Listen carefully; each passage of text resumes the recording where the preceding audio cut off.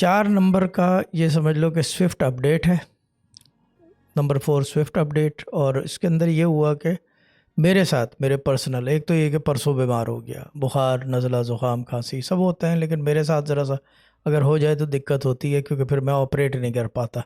क्योंकि एक पुरानी कहावत है, तो सेहत है तो सूफ़ी है, अगर सेहत नहीं है तो फिर कुछ भी नहीं हो सकता। और ये वैसे भी हर इंसान के साथ है। बट उसके अलावा ये हुआ कि कल रात मेरा यूके का फ़ोन, जो ये वाला फ़ोन है 828 वाला, ये अपडेट की, जो सैमसंग की अपडेट होती है, उसके बाद क्रैश करने लग गया। फिर क्योंकि I am gadget geek, safe mode में डाला सारी चीज़ें, यानी कि पूरी रात सुबह 11 बजे तक करता रहा और कुछ भी नहीं किया। कल पूरी रात से लेकर सुबह 11 बजे तक करता रहा। अभी आज में कुछ एप्लीकेशंस थी, उसके लिए कुछ कोड्स चाहिए थे गौर भाई से, वो एप्लीकेशंस डाली, कोड्स लिए, and that's it. So the phone is restored. Contacts गुम नहीं हुए, क्योंकि फ़ोन सिर्फ ऑन एंड ऑफ रिबूट हो रहा था ऑन इट्स ओन।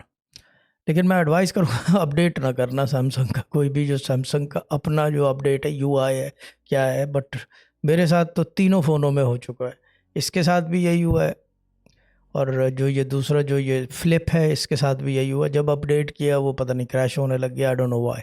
खैर जो भी है, हो सकता है मेरे साथ ही हो। बट 4 नंबर का ये रहा है। और बाकी ये कि today has been a heavy day for number 4।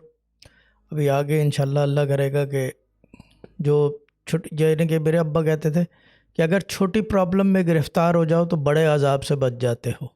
अगर छोटी प्रॉब्लम में गिरफ़्तार हो जाओ तो बड़े अजाब से बच जाते हो।